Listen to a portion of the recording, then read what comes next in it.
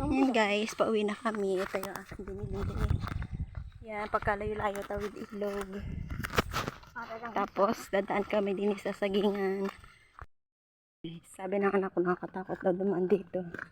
Tapos, pagkadaan namin dito is, bababa kami papunta ng mga ilog. Tatawid kami papunta sa amin. Hindi pa sementado ang kalsada sa amin. Ganito rin ang daan. Maputik, lubak-lubak. Pag ako nahulog, ang dala ko kat na punit. Ito ang pagbibit-bitin ko.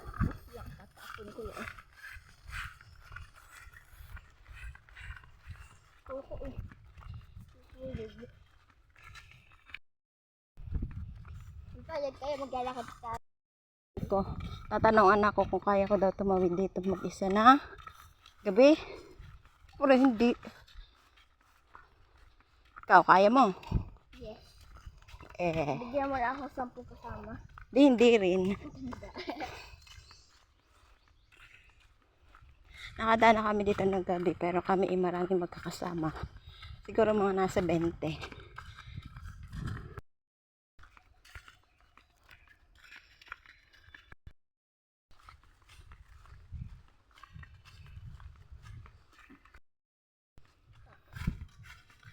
Tao po.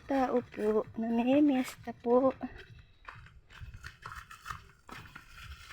Baka may aso dyan. Guys. Oh, yun lang. Yan ang nakakatakot.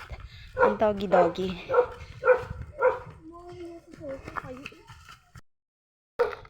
Nakikiraan lang po kami.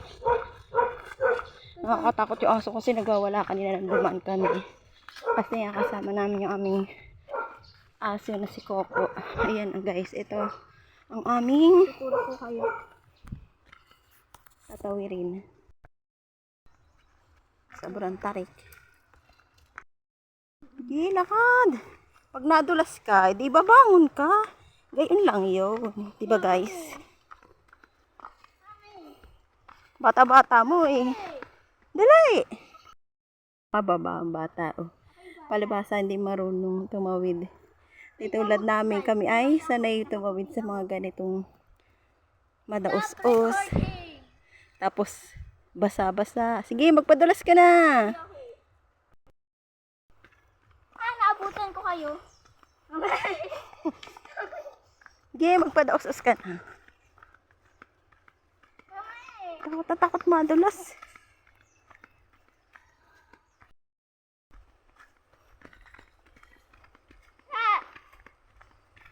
Yan guys. I can hear it. Oops. I can feel it. I can drink it. Baka malaglag eh. Ano? Steady. Siyempre pa, daos-os ang lakad eh. Do it.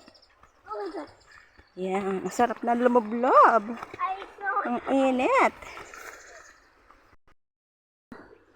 O, ayaw mo. Sabi mo maglalangway ka. Wow, ang sarap. Baba,